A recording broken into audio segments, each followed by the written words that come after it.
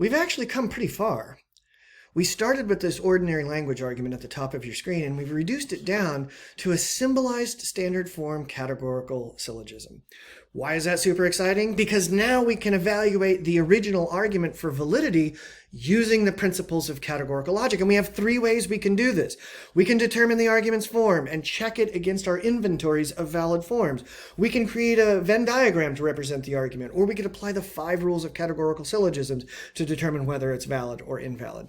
Now, I'm going to always begin with a Venn diagram. I'm going to test my argument for validity with a Venn diagram, and I'm going to do that because a Venn diagram is something that somebody who's not trained in formal logic can understand. It's easy to explain to someone not trained in logic what's happening in a Venn diagram, and that allows us to be able to demonstrate for someone that our claim that a given argument is valid or invalid is supported by that Venn diagram, okay? If I start by saying something about the form of the argument, oh, this form AA1, the person's likely to look at me and say, form schmorm, who cares about your forms?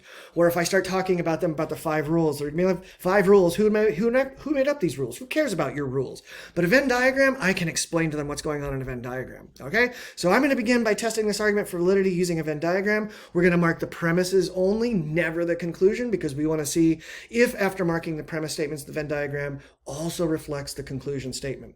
Here our Venn diagram would look something like this. Well, not something like this. It would look exactly like this.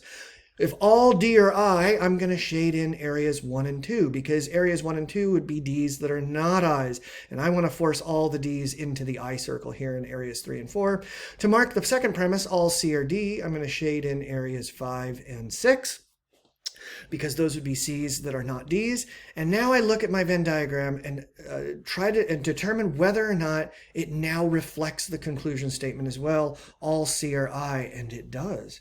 All the C that exist have been forced into this area 3, and area 3 is an area in common with I. So all the C's that exist are also I's. And that's exactly what the conclusion says.